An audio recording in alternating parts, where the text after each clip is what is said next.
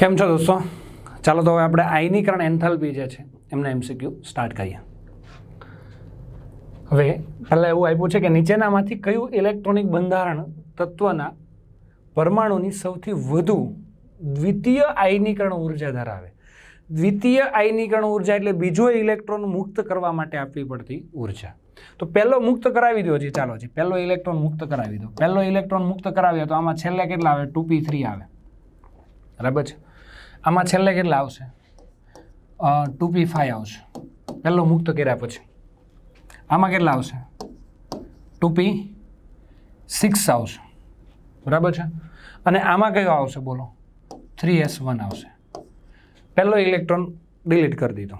હવે બીજો ઇલેક્ટ્રોન ગુમાવવો શેમાં મુશ્કેલ છે? હવે તમે જુઓ, બીજો હવે ગુમાવવાનો છે તો આમાંથી ગુમાવવો મુશ્કેલ છે. હા, આમાંથી ગુમાવવો મુશ્કેલ નથી એટલો બધો. આ તો બહુ સહેલો, ફટાફટ થઈ જાય. 3s એટલે નિષ્ક્રિય બની જાય. સૌથી મુશ્કેલ આમાં થાય, કેમ કે આ મુશ્કેલ છે, અર્ધપૂર્ણ છે. પણ એના કરતાં મુશ્કેલ આમાં થશે. કેમ કે આ પૂર્ણ કક્ષક થઈ ગયું છે. બીજો ઇલેક્ટ્રોન ગુમાવવો આમાં બહુ વધારે મુશ્કેલ છે. હા, પહેલો ઇલેક્ટ્રોન ગુમાવવો આમાં મુશ્કેલ હતું, નિષ્ક્રિય ઇલેક્ટ્રોન રચના હતી. પણ બીજો ઇલેક્ટ્રોન ગુમાવવો છે તો આમાં મુશ્કેલ છે સૌથી વધારે. કેમ કે જે છે આ જે છે આની અંદર બીજો ઇલેક્ટ્રોન 2p6 કક્ષકમાંથી ગુમાવવાનો છે. નિયોન જેવી સ્થાયી ઇલેક્ટ્રોન રચના છે, સૌથી મુશ્કેલ આમાં છે. સૌથી વધુ દ્વિતીય આયનીકરણ એન્થાલ્પી, આન્સર સી આવશે. નીચેના તત્વો પૈકી કોની પ્રથમ આયનીકરણ એન્થાલ્પી સૌથી વધુ છે? પ્રથમ પહેલો ઇલેક્ટ્રોન મુક્ત કરવા વધારે ઉર્જા કોણ છે? નાઇટ્રોજન, બોરોન, કાર્બન અને ઓક્સિજન. ઇલેક્ટ્રોન રચના શું આવે? આમાં શું આવે? 2p3 આવે, ખબર છે ને? બોરોન 2s2 2p1, આમાં 2s2 2p2, 2s2 2p4 આવું આવે, 2s2 2p4 અને આમાં 2s2 2p3. બહુ સિમ્પલ છે. આ કક્ષક અર્ધપૂર્ણ છે. અર્ધપૂર્ણ કક્ષકમાંથી ઇલેક્ટ્રોન દૂર કરવો બહુ વધારે મુશ્કેલ થઈ જાય છે. બરાબર છે. સૌથી વધુ આયનીકરણ એન્થાલ્પી દર્શાવે છે. હા, અને તમને ખબર જ છે કે આ જે આપણે તમે લખો છો લી, બે, બો, કા, ના, ઓફની, એમાં નાઇટ્રોજનની આયનીકરણ એન્થાલ્પી ઓક્સિજન કરતાં વધારે છે. તો સૌથી વધુ કોની હોય? નાઇટ્રોજનની. આન્સર કયો આવશે? એ EEE 2012 નો પ્રશ્ન હતો. બોરોન, કાર્બન, નાઇટ્રોજન માટે પ્રથમ આયનીકરણ એન્થાલ્પીનો ક્રમ તો એ પણ હવે આગળ જોયું છે, એના પરથી તમને આવડી જ ગયું હોય. પરમાણુ ક્રમાંક 5, 6 અને 7. બરાબર છે. આ 7 છે. આમાં તો આમ જાવ તેમ આયનીકરણ એન્થાલ્પી વધે જ છે. આમાં કોઈ અપવાદનું ટેન્શન નથી. સૌથી વધુ નાઇટ્રોજનની, પછી કાર્બન, પછી બોરોન. સૌથી વધુ નાઇટ્રોજન, પછી કાર્બન, પછી બોરોન. એટલે જવાબ કયો આવશે? બી. દ્વિતીય આયનીકરણ ઉર્જાના વધતા ક્રમની ગોઠવણીનો સાચો ક્રમ બતાવો. જો દ્વિતીય આયનીકરણ એન્થાલ્પી કીધી છે એટલે પહેલાં તો બધાની ઇલેક્ટ્રોન રચના એવું હોય તો લખી નાખો. જો હવે સૌથી પહેલાં કાર્બન, પછી નાઇટ્રોજન, ઓક્સિજન અને ફ્લોરિન. બીજો ઇલેક્ટ્રોન જો આની સૌથી બહારની કક્ષામાં 2p4, આમાં 2p3. આ ખબર છે ને ઇલેક્ટ્રોન રચના? સૌથી છેલ્લી કક્ષકમાં લખું છું 2p4, 2p5. હવે બીજો ઇલેક્ટ્રોન ગુમાવો છે એટલે પહેલાને ઉડાડી દો. પહેલાને ઉડાડી દઈએ, પહેલો ઇલેક્ટ્રોન ગુમાવી દઈએ એટલે અહીં 2p1 આવે, અહીંયા 2p2 આવે, અહીંયા આવશે 2p3 અને અહીંયા આવશે 2p4. તો હવે બીજો આ પહેલો ઇલેક્ટ્રોન ગુમાવ્યા પછી આવી કન્ડિશન થઈ ગઈ. હવે બીજો ઇલેક્ટ્રોન ગુમાવો તો શેમાં કામ મુશ્કેલ છે? આમ જાવ તેમ આયનીકરણ એન્થાલ્પી વધે છે. પણ સૌથી મુશ્કેલ આમાં છે બીજી આયનીકરણ એન્થાલ્પી સૌથી વધુ આની છે. હા, પ્રથમ આયનીકરણ એન્થાલ્પી કીધી હોય તો નાઇટ્રોજનની સૌથી વધારે, કેમ કે આમાંથી અર્ધપૂર્ણમાંથી ગુમાવવાનું. પણ દ્વિતીય આયનીકરણ એન્થાલ્પી કોની સૌથી વધારે છે? ઓક્સિજનની. આના ફ્લોરિન કરતાં વધારે થઈ જાય, કેમ કે આ અર્ધપૂર્ણ કક્ષક થઈ ગઈ. બરાબર છે. એટલે સૌથી વધુ ઓક્સિજનની થઈ ગઈ. ઓક્સિજન સૌથી વધુ ઓક્સિજન, પછી ફ્લોરિન, પછી નાઇટ્રોજન. બરાબર છે. અને પછી કાર્બન આવશે. એટલે સૌથી વધારે પહેલાં ઓક્સિજન આવશે, પછી ફ્લોરિન આવશે, પછી નાઇટ્રોજન અને પછી કાર્બન. એટલે આન્સર કયો આવશે? સી આવશે. બરાબર છે. નીચેનામાંથી કયા તત્વની આયનીકરણ એન્થાલ્પી સૌથી ઓછી છે? સૌથી ઓછી બેટા માગે કન્યા સુંદર બાપ રડે, સૌથી છેલ્લે આવે સૌથી ઓછી. સમૂહમાં નીચે તરફ જઈએ તેમ આયનીકરણ એન્થાલ્પી ઘટે. નાઇટ્રોજન અને ઓક્સિજનની પ્રથમ આયનીકરણ એન્થાલ્પી ખાલી જગ્યા ઇલેક્ટ્રોન વોલ્ટ છે. નાઇટ્રોજન અને ઓક્સિજન, નાઇટ્રોજનની વધારે હોય ઓક્સિજન કરતાં. એવો ઓપ્શન કયો છે? પહેલાની વધારે હોય, બીજાની ઓછી હોય. તો આ જ ઓપ્શન છે, પહેલાની વધારે, બીજાની ઓછી. પતી ગયું. આયનીકરણ શક્તિના નીચેનામાંથી કયો ક્રમ સાચો છે? બેટા માગે કન્યા સુંદરવાળો મેં તમને આખો ટોપિક લીધો એમાંથી જ છે. આ પ્રશ્ન જાતે કરવા આપું છું. સહેલો છું. નીચેનામાંથી ખોટું કયું છું? ચાલો, ખોટું કયું છે એવું પૂછ્યું છે, જોજો બરાબર. મેગ્નેશિયમની પ્રથમ આયનીકરણ એન્થાલ્પી કરતાં એલ્યુમિનિયમની પ્રથમ આયનીકરણ એન્થાલ્પી ઓછી હોય છે. મેગ્નેશિયમની પ્રથમ આયનીકરણ એન્થાલ્પી કરતાં, જો આ મેગ્નેશિયમ ને એલ્યુમિનિયમનો જ બધે વહીવટ છે ને, 1 મિનિટ લખી નાખો. શું હતું? સો મે એ સી આવું આવતું હતું કે સિફોસક આપો કે બરાબર છે. તો તમને ખબર છે અહીંયા આપવા જ આવતું હતો. આ સોડિયમ, આ મેગ્નેશિયમની આયનીકરણ એન્થાલ્પી વધારે છે. પ્રથમ આયનીકરણ એન્થાલ્પી સોડિયમ, પછી એલ્યુમિનિયમ. જોજો બરાબર, એક જ મિનિટે. સોડિયમ, પછી એલ્યુમિનિયમ, પછી મેગ્નેશિયમ, આમ આવતું હતું. અને પછી કોણ આવતું હતું? સિલિકોન. એટલે પ્રથમ આયનીકરણ એન્થાલ્પીની વાત કરીએ તો મેગ્નેશિયમની પ્રથમ આયનીકરણ એન્થાલ્પી એલ્યુમિનિયમ કરતાં ઓછી છે. એટલે આ જે છે મેગ્નેશિયમની પ્રથમ આયનીકરણ એન્થાલ્પી એલ્યુમિનિયમ કરતાં ઓછી નહીં, મેગ્નેશિયમની પ્રથમ આયનીકરણ એન્થાલ્પી એલ્યુમિનિયમ કરતાં વધારે આવે. અપવાદ છે ને, બરાબર છે. આ વિધાન ખોટું છે. સોડિયમની દ્વિતીય આયનીકરણ એન્થાલ્પી એલ્યુમિનિયમ કરતાં ઓછી હોય છે.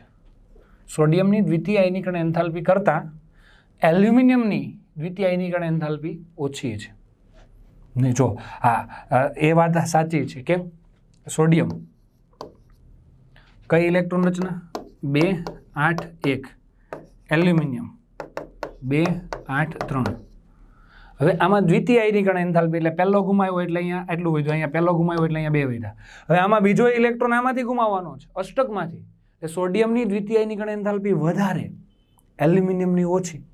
તો એલ્યુમિનિયમની દ્વિતીય આયનીકરણ એન્થાલ્પી ઓછી છે. આ વિધાન સાચું છે. આ વિધાન સાચું છે, જવાબ નથી. ખ્યાલ આવ્યો? શાંતિપૂર્વક જોવાનું છે, બહુ શાંતિપૂર્વક. આ પ્રશ્નો સહેલા જ છે, અઘરા નથી, પણ ધીરજ રાખવાની છે. ખ્યાલ આવ્યો? મેગ્નેશિયમની પ્રથમ આયનીકરણ એન્થાલ્પી કરતાં સોડિયમની પ્રથમ આયનીકરણ એન્થાલ્પી ઓછી છે. હા, બરાબર છે. મેગ્નેશિયમની પ્રથમ આયનીકરણ એન્થાલ્પી કરતાં સોડિયમની પ્રથમ આયનીકરણ એન્થાલ્પી ઓછી છે. પ્રેમથી સાચી વાત છે. ઓકે. એલ્યુમિનિયમની તૃતીય આયનીકરણ એન્થાલ્પી કરતાં મેગ્નેશિયમની તૃતીય આયનીકરણ એન્થાલ્પી વધારે હોય છે. આ વાત સાચી છે. આ એલ્યુમિનિયમની તૃતીય આયનીકરણ એન્થાલ્પી એટલે પહેલો ગુમાવ્યો ને બીજો ને ત્રીજો, ત્રીજો હોય ત્યાં 12ની કક્ષામાંથી જ ગુમાવવાનો ને. પણ મેગ્નેશિયમમાં પરમાણુ ક્રમાંક 12, 2 8 અને 2. એટલે મેગ્નેશિયમમાં ત્રીજો ઇલેક્ટ્રોન આમાંથી ગુમાવવાનો, અહીંયાથી. એટલે તૃતીય આયનીકરણ એન્થાલ્પી મેગ્નેશિયમની વધારે, એલ્યુમિનિયમની ઓછી. કેમ કે એલ્યુમિનિયમને 12થી જ ગુમાવવાનો ત્રીજો ઇલેક્ટ્રોન. હા, એલ્યુમિનિયમની ચોથી વધારે હોય, ચોથો ઇલેક્ટ્રોન અહીંથી ગુમાવવાનો થાય. એટલે મેગ્નેશિયમની તૃતીય આયનીકરણ એન્થાલ્પી વધારે છે એલ્યુમિનિયમ કરતાં. ખ્યાલ આવ્યો? એટલે આ વિધાન પણ સાચું છે.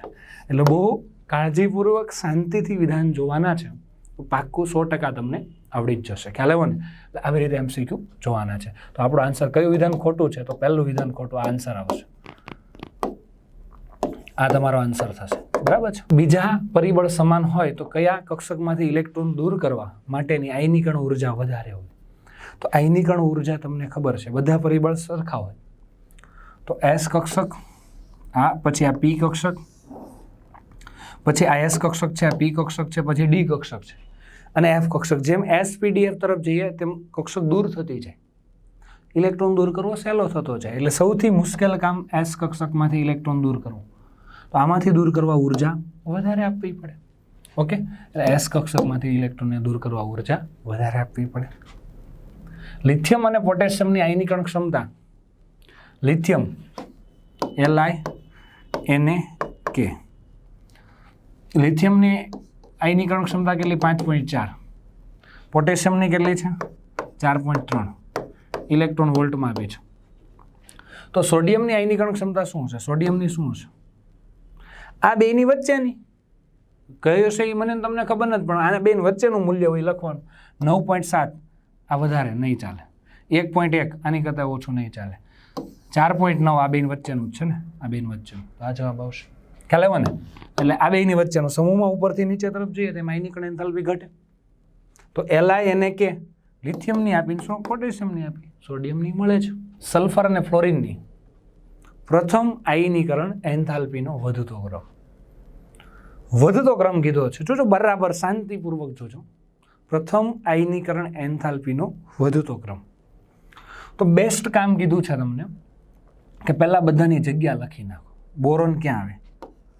લી, બે, બુ, કા, ના, ઓ, ફ. પછી અહીંયા નેપાળ, પાકિસ્તાન અને સલ્ફર. કયા કયા મિત્રો છે આપણા લિસ્ટમાં? આપણા લિસ્ટમાં છે ફ્લોરિન છે, સલ્ફર છે, ફોસ્ફરસ છે અને બીજું કોણ છે? બોરોન છે. હવે સૌથી પહેલી વસ્તુ કે સૌથી વધુ આયનીકરણ એન્થાલ્પી કોની હશે? ફ્લોરિનની હશે.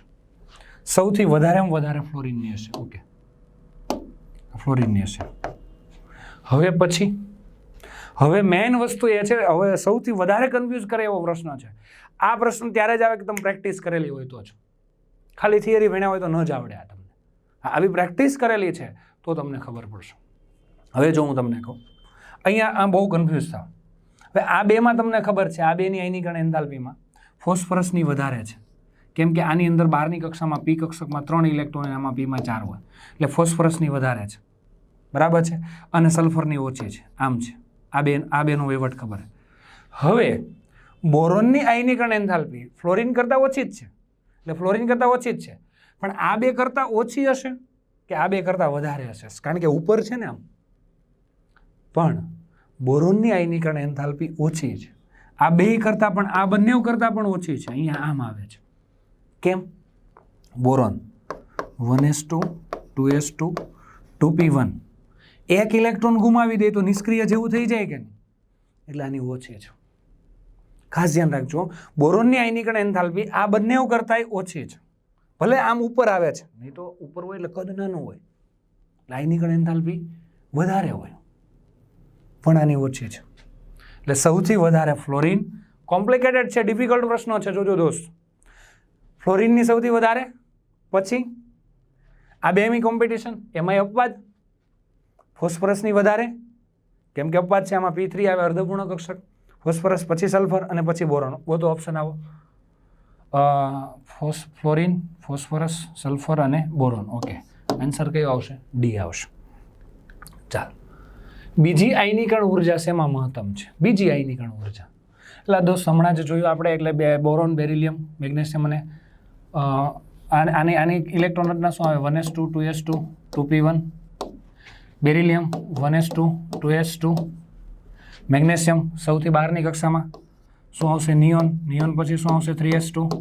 એલ્યુમિનિયમ, નિયોન પછી શું આવશે? 3s2 3p1. એલ્યુમિનિયમ કે 10 અને 3 13. ચાલો, આટલું આવે છે. તો બીજો ઇલેક્ટ્રોન મુક્ત કરવો શેમાં મુશ્કેલ છે? બીજો ઇલેક્ટ્રોન મુક્ત કરવો શેમાં મુશ્કેલ છે? તો બીજો ઇલેક્ટ્રોન આમાંથી અહીંયા મુક્ત કરવા મુશ્કેલ છે. આને મુક્ત કરવો મુશ્કેલ નથી, આને પણ મુશ્કેલ નથી, આને પણ મુશ્કેલ નથી. સૌથી વધારે મુશ્કેલ આમાં છે, બોરોનમાં. કેમ કે આ 2s સ્થાયી ઇલેક્ટ્રોન રચના બને ને એટલે. કોના માટે તૃતીય આયનીકરણ એન્થાલ્પી સૌથી ઓછી છે? શાંતિપૂર્વક ધ્યાન આપજો. ડિટેલમાં પ્રશ્ન પૂછો છે, અગત્યનો છે. તૃતીય આયનીકરણ એન્થાલ્પી સૌથી પહેલાં બધાની ઇલેક્ટ્રોન રચના. પહેલાં પરમાણુ ક્રમાંક આવડવો જોઈએ. સ્કેટિવે ક્રોમે આઇકોનિકોજી એના તત્વ છે. સ્કેટિવે ક્રોમે આઇકોનિકોજી. જો આવું આવે, સ્કેટિવે ક્રોમે આઇકોનિકોજી. આ કેટલો છે? 21 22 23 24 25 26 27 29. આમાંથી કોને કોને લેવાના છે? આયર્ન. આયર્ન ક્યાં ગયો? આ 26. નિકલ 28, કોબાલ્ટ 27 અને મેંગેનીઝ 25. 25 26 27 28 ને લેવાના છે. ચાલો લઈ લઈએ. 25 26 27 28.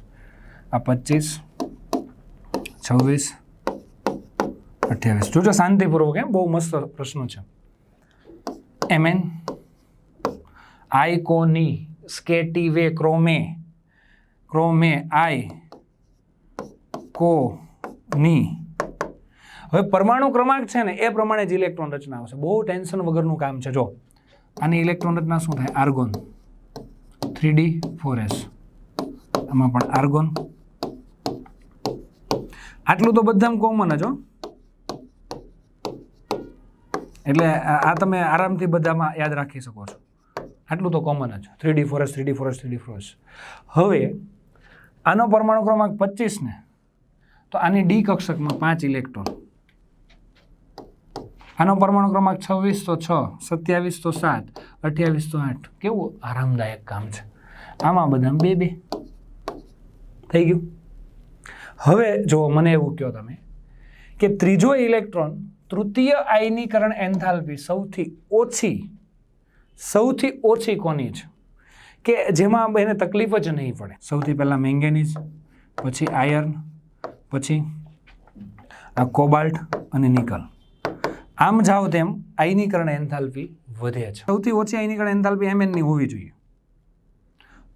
ત્રીજી આયનીકરણ એન્થાલ્પી એટલે 2 ઇલેક્ટ્રોન ડિલીટ કરી દેવાના. આ 2 ગયા, 2 ગયા, 2 ગયા અને 2 ગયા. હવે ત્રીજો ગુમાવવો શેમાં સરળ છે? તો ત્રીજો ઇલેક્ટ્રોન ગુમાવવો આ 3D કક્ષકની અંદર 5 ઇલેક્ટ્રોન છે, સોરી એની 5 કક્ષક છે, એમાં 5 ઇલેક્ટ્રોન છે. આ તો અર્ધપૂર્ણ છે, આમાંથી ગુમાવવો મુશ્કેલ. જ્યારે આમાંથી હવે જો સૌથી ઓછી આયનીકરણ એન્થાલ્પી આની જ હશે, આ બેની જ. હવે આ બેમાંથી ઓછી કોની છે? મેંગેનીઝ કે આયર્નની? ત્રીજી 2 ગુમાવ્યા પછી આ ત્રીજો આમાંથી ગુમાવવાનો છે. હવે આ 5માંથી અને આમાં 1 2 3 4 5 અને 6. તો હવે આમાંથી ગુમાવો સહેલો થશે, કેમ કે આમાં ઇલેક્ટ્રોન વચ્ચે અપાકર્ષણ હશે, એટલે ઇલેક્ટ્રોન ગુમાવો સહેલો. આ કહેશે હું તો નહીં જ ગુમાવું, કેમ કે અર્ધપૂર્ણ છે અને અર્ધપૂર્ણ કક્ષક હોય તે સ્થાયી હોય. એટલે સૌથી ઓછી આયનીકરણ એન્થાલ્પી આપણા નિયમ પ્રમાણે આવતી હતી એમ મેંગેનીઝની, પણ મેંગેનીઝની નહીં આવે, આયર્નની આવશે, કેમ કે અહીંયા અર્ધપૂર્ણ કક્ષક એટલે સ્થાયી છે. એટલે એ ઇલેક્ટ્રોન ગુમાવશે નહીં. ગુમાવશે પણ મુશ્કેલ. આમાં આયર્નમાં સરળ ત્રીજો ઇલેક્ટ્રોન ગુમાવવો, કેમ કે અહીંયા ઇલેક્ટ્રોન વચ્ચે અપાકર્ષણ હોય. ખ્યાલ આવ્યો? એટલા માટે સૌથી ઓછી પૂછી છે, સૌથી ઓછી આયનીકરણ એન્થાલ્પી કોની થશે? આયર્ન. એટલે આવા મસ્ત અને લોજિકલ પ્રશ્નો જે છે એ કરો તો બહુ બેસ્ટ કામ થશે.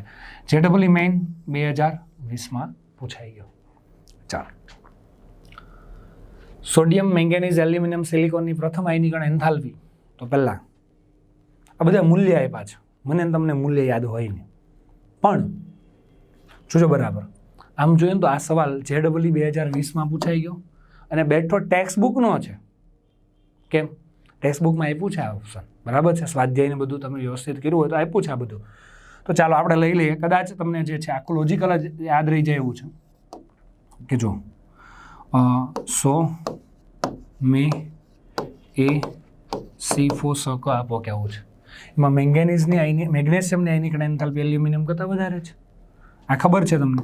સૌથી વધુ સોડિયમ, એના કરતાં વધુ એલ્યુમિનિયમ, એના કરતાં વધુ મેગ્નેશિયમ અને એના કરતાં વધુ સિલિકોન. ચાલો, તો સૌથી ઓછામાં ઓછી કોની હોવી જોઈએ? સોડિયમની. તો સોડિયમ પહેલી આયનીકરણ એન્થાલ્પી સૌથી ઓછી હોવી જોઈએ. પહેલી છે તે સૌથી ઓછી હોવી જોઈએ. આ ઓછી છે, બરાબર છે. પછી મેગ્નેશિયમની જે છે એ એલ્યુમિનિયમ કરતાં વધારે હોવી જોઈએ. એટલે આ આયનીકરણ એન્થાલ્પી જે છે એ મેગ્નેશિયમની છે, આ એલ્યુમિનિયમની. એટલે આ એલ્યુમિનિયમની આયનીકરણ એન્થાલ્પી કરતાં મેગ્નેશિયમની વધારે છે. જો આ મેગ્નેશિયમની વધારે છે, 577 કરતાં 737, એટલે મેગ્નેશિયમની વધારે છે. સમજાય છે ને? સૌથી ઓછી કોની? સોડિયમની. હા, ઓછી સોડિયમની. પછી એના પછી મેગ્નેશિયમની છે એ એલ્યુમિનિયમ કરતાં વધુ હોવી જોઈએ. આ વધુ છે. અને આના કરતાંય વધુ એ સિલિકોનની હોવી જોઈએ. હા, 737 કરતાં વધારે છે. એટલે ઓપ્શન કયો આવશે? એ આવી જશે. હાલો, આમાં તો 786 છે, એટલે સૌથી વધુ છે સોડિયમની. આ પહેલી સોડિયમની સૌથી વધુ થાય ને, એટલે આ ઓપ્શન તો આવે જ નહીં. હાલો, 496, 537 આ કન્ટિન્યુ વધે જ છે, પણ એવું કન્ટિન્યુ કોન્સ્ટન્ટ વધતી નથી. આ એલ્યુમિનિયમની છે એ જે છે એ અહીંયા આવી જવો જોઈએ, એટલે કે મેગ્નેશિયમની એલ્યુમિનિયમ કરતાં વધારે હોવી જોઈએ. આ અપવાદ છે, એ ખાસ ધ્યાન રાખવાનું છે. JEE મેઇન 2020ની અંદર આરામથી થઈ જાય એવો પ્રશ્ન છે. ખ્યાલ આવ્યો? સોડિયમ અને મેગ્નેશિયમની પ્રથમ અને દ્વિતીય આયનીકરણ એન્થાલ્પીના સંબંધ વિશે કયું સાચું છે? સોડિયમ અને મેગ્નેશિયમ. ચાલો પ્રથમ અને દ્વિતીય આયનીકરણ એન્થાલ્પી. સોડિયમ ઇલેક્ટ્રોન રચના નિયોન 3s1 અને મેગ્નેશિયમ એની ઇલેક્ટ્રોન રચના નિયોન 3s2. ચાલો પ્રથમ આયનીકરણ એન્થાલ્પી કોની વધારે હોય? પ્રથમ આયનીકરણ એન્થાલ્પી ડેલ્ટા IH1 કોની વધારે હોય? આમ જઈએ તેમ કદ નાનું થાય એટલે મેગ્નેશિયમની વધારે હોય. સોડિયમ કરતાં કોની વધારે હોય? મેગ્નેશિયમની. એટલે પહેલો ઇલેક્ટ્રોન ગુમાવવાનો છે, આમાં પહેલો ગુમાવવાનો એટલે આ ગયો એટલે એક વધ્યો. હવે બીજો ઇલેક્ટ્રોન ગુમાવવો છે તો એ કામ ડિફિકલ્ટ શેમાં થાય? તો બીજો ઇલેક્ટ્રોન સોડિયમમાં નિષ્ક્રિય તત્વમાંથી ગુમાવવાનો, આમાં તો અહીંયાથી જ ગુમાવવાનો. તો બહુ સિમ્પલ છે કે દ્વિતીય આયનીકરણ એન્થાલ્પી સોડિયમની વધારે હોય એટલે ડેલ્ટા IH2 એ સોડિયમની વધારે છે.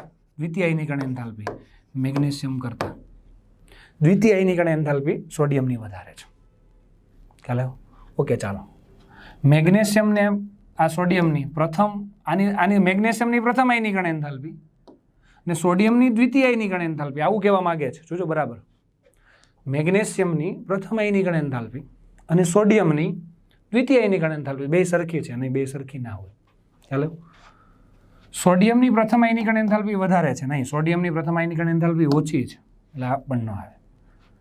પછી સોડિયમની દ્વિતીય આયનીકરણ એન્થાલ્પી કરતાં મેગ્નેશિયમની પ્રથમ આયનીકરણ એન્થાલ્પી વધારે છે, નહીં સોડિયમની દ્વિતીય આયનીકરણ એન્થાલ્પી બહુ વધારે હોય કેમ કે નિષ્ક્રિયમાંથી ગુમાવવાનું એટલે આ પણ ખોટું.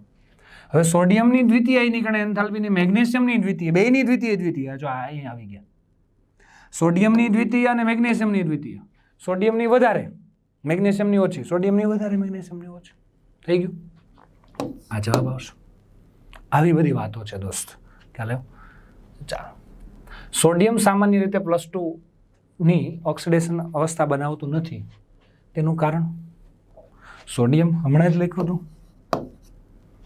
શું આવશે બોલો? નિયોન 3s1 એક ઇલેક્ટ્રોન ગુમાવે પછી કેવું આવી જાય? નિષ્ક્રિય. એટલે એની ઓક્સિડેશન અવસ્થા +1 છે. +2 નહીં બનાવે. કેમ કે આ અષ્ટક પૂર્ણ છે અહીંયા, બરાબર છે ને? આમાંથી ઇલેક્ટ્રોન ગુમાવવો મુશ્કેલ છે, બીજો ઇલેક્ટ્રોન ગુમાવવો બહુ મુશ્કેલ છે. તો એનું +2 બનાવતો નથી સોડિયમ, આવું નથી બનાવતો. +2 નહીં બનાવે. કેમ કે ઉચ્ચ પ્રથમ આયનીકરણ ઉર્જા નહીં, એની પ્રથમ આયનીકરણ ઉર્જા થોડી વધારે છે, એ તો ઓછી જ છે. ઉચ્ચ બીજી આયનીકરણ એન્થાલ્પી, હા આ બરાબર છે. બીજો ઇલેક્ટ્રોન ગુમાવવો હોય તો ઉર્જા બહુ આપવી પડે, નિષ્ક્રિયમાંથી ગુમાવવાનું એટલે બીજી ઊંચી આયનીકરણ એન્થાલ્પી આવશે. ઊંચી આયનીકરણ ત્રિજ્યા આવે જ નહીં આવું કાંઈ, બરાબર છે? અને ઉચ્ચ વિદ્યુતઋણતાને આ લાગે વળગે નહીં, બરાબર છે? વિદ્યુતઋણતા ઓછી જ છે સોડિયમની, વધારે નથી એટલે આ ઓપ્શન આવશે. ચાલો નેક્સ્ટ થોડાક MCQ હવે જાતે આપું છું તમને કરવા માટે. ખ્યાલ આવ્યું? કેમ કે ટાઈમ લિમિટ થોડીક છે એટલા માટે. એટલે આ બધા MCQ જે છે તમે જાતે કરજો. હવે કે એક અજ્ઞાત તત્વની ક્રમિક આયનીકરણ એન્થાલ્પીના મૂલ્ય, થોડુંક તમને હિન્ટ આપી દઉં છું કે આયનીકરણ એન્થાલ્પીમાં જ્યાં વધારે પીક આવે, પીક એટલે ડિફરન્ટ આવે વધારે, આ તમારે પહેલી વખત છે એટલે હું કહી દઉં તમને. બીજા MCQ અહીંયા નહીં આવે તો આના પછી એના લેવલ 2ના MCQ છે ને એમાં અમુક મેથડ આવી જશે એટલે ટેન્શન નહીં લેતા. એટલે થોડાક જાતે કરવા આપીશ ઘરે તમને કે જ્યાં ચાલો આની આયનીકરણ એન્થાલ્પી છે, એવા અજ્ઞાત પદાર્થ છે અને આયનીકરણ એન્થાલ્પીના મૂલ્યો પહેલાં 899 પહેલી આયનીકરણ એન્થાલ્પી, બીજી કેટલી છે 1757, ત્રીજી કેટલી છે 14847 અને ચોથી કેટલી છે 17948, ત્રીજી ને ચોથી. તો હવે તમે સિમ્પલ વિચારો, પહેલામાંથી બીજા 899માંથી 1700 ને આટલી છે, થોડીક ડબલ જેવી થઈ, બરાબર છે? આ 900માંથી 1700 થઈ, પછી ડાયરેક્ટ 14000 થઈ ગઈ એટલે બહુ વધારે થઈ ગઈ આયનીકરણ એન્થાલ્પી. આ 14000 અને આ કેટલી છે 17948 છે. તો આમાં પાછું ડિફરન્ટ નથી, પણ આ બેમાં ડિફરન્ટ બહુ વધારે છે. એટલે કે બે ઇલેક્ટ્રોન ગુમાવશે ત્યાં સુધી બહુ ડિફરન્ટ નથી, પણ ત્રીજો ગુમાવવો બહુ મુશ્કેલ કામ થઈ ગયું એના માટે. કેટલી બધી વધારો થઈ ગયો છું એટલે ત્રીજો ઇલેક્ટ્રોન ગુમાવતો નહીં હોય. જ્યાં પ્રથમ અને દ્વિતીય વચ્ચે ડબલ જેટલો તફાવત અથવા 3 ગણો હોય તો વાંધો નહીં, પણ હા, ઘણી વખત તો બે ખાલી આ તફાવતનો ડિફરન્ટ જોવાનો, જ્યાં વધારે ડિફરન્ટ ક્યાં આવે છે.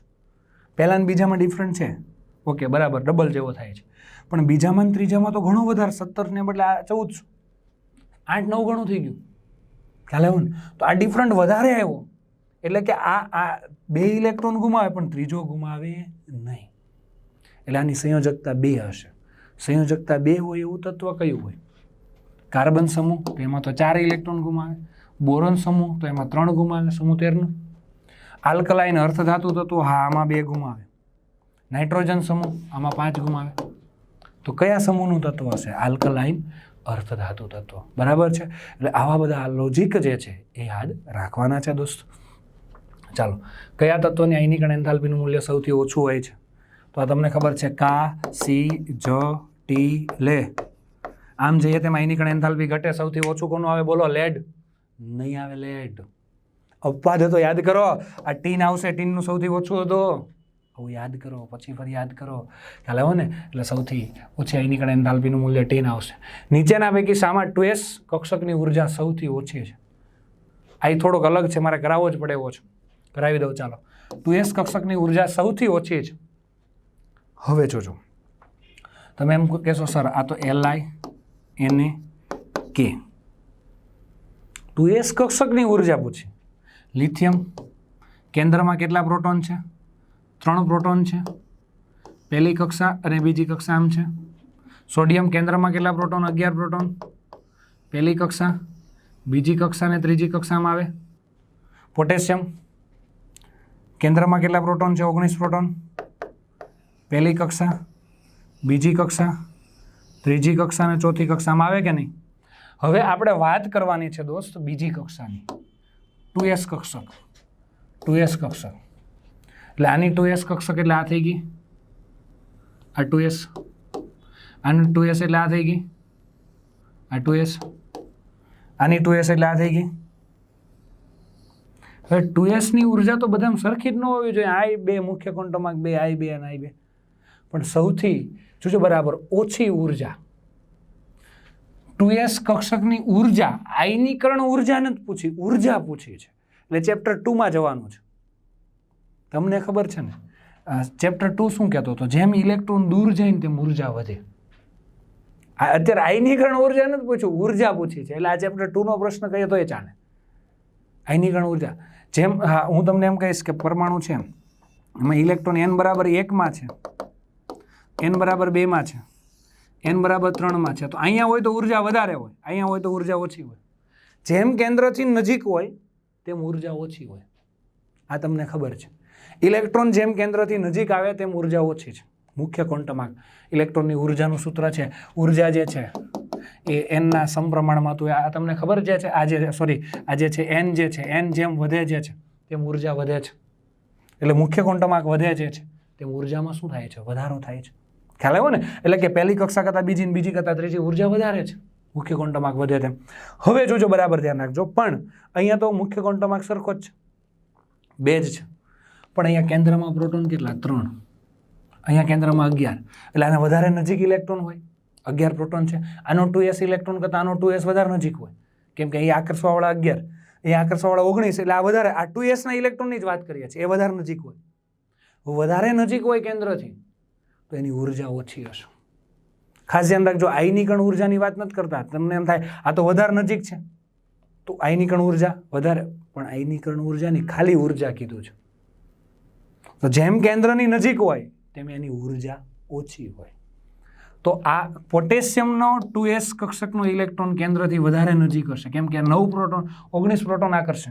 તો કેન્દ્રથી જેમ નજીક હોય તેમ એની ઉર્જા ઓછી હોય. ખ્યાલ આવ્યો? એટલા માટે આમાં જવાબ કયો આવશે? પોટેશિયમ આવશે. ખ્યાલ આવ્યો? એટલે આ રીતે સોલ્વ કરવાના છે. આની અંદર આ એક MCQ છે, પહેલાં આગળ આવી ગયો એના જેવો જ છે, એટલે આ તમને જાતે આપું છું. ખ્યાલ આવ્યો? અને આટલા MCQ આપણે રાખશું, બરાબર છે. એટલે આ આયનીકરણ એન્થાલ્પીના MCQ બહુ મોસ્ટ ઇમ્પોર્ટન્ટ છે. બેસ્ટ પ્રિપેરેશન કરો, આને 1 વાર 2 વાર જોવો એવું હોય તો, અને પરફેક્ટ તૈયાર કરો. બધી મેથડના MCQ મેં લઈ લીધા છે, ખ્યાલ આવ્યો ને? અને આ ટાઈપના બીજા MCQ સોલ્વ કરો તો પ્રેક્ટિસ થાય તમારી, અને બેસ્ટ મસ્ત લેવલ 2ના પણ સોલ્વ કરજો વ્યવસ્થિત રીતે, એટલે એમાં અઘરા MCQ પણ સોલ્વ થઈ જાય. ઓકે, ચાલો, thank you very much. Okay, thank you.